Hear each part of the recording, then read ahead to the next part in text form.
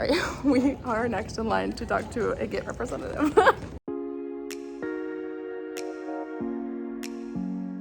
So my research focused on female same-sex relationships in Samoa. So interestingly enough, Samoa has some gender sexuality categories that are indigenous and specific to the Samoan culture. These categories are specifically fa'afafine and fa'atama. A fa'afafine is somebody who was born male but presents very effeminately and is typically attracted to men.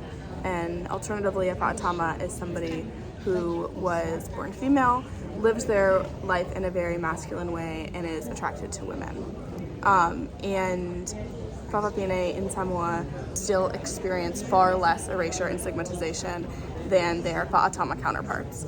And queer women who are not fa'atama experience even further erasure and stigmatization. And so basically what I was trying to do was contribute to a body of research that studies fa'atama and queer women, because there is already so much research on fa'afafine. I would say the most shocking were descriptions of abuse that I was told about.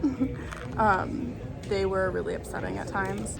But perhaps the most interesting was this idea of the dimensions of respectable queerness and the ways in which queer people must behave twice as well as their straight counterparts and achieve twice as much at respect, care for family, and work ethic.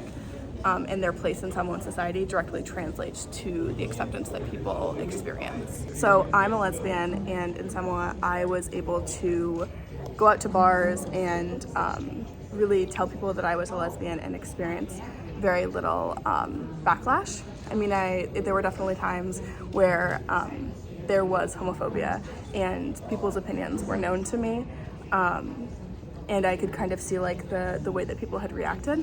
But discrimination and homophobia is largely done through village and familial structures in Samoa. Villages are the social mode of control that will punish people who aren't behaving in ways that they deem socially appropriate.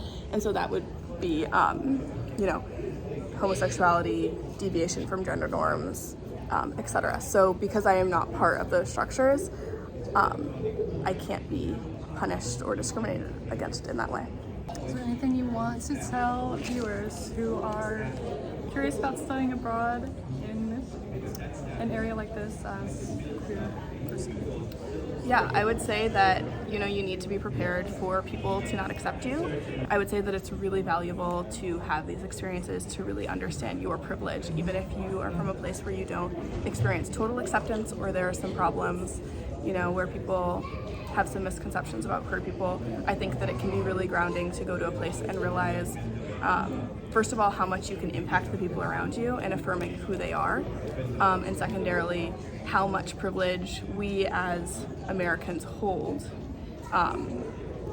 we as queer Americans hold, and the impact that we can have on communities around the world. So I would absolutely encourage anybody who is queer to go to a country that is maybe not so affirming.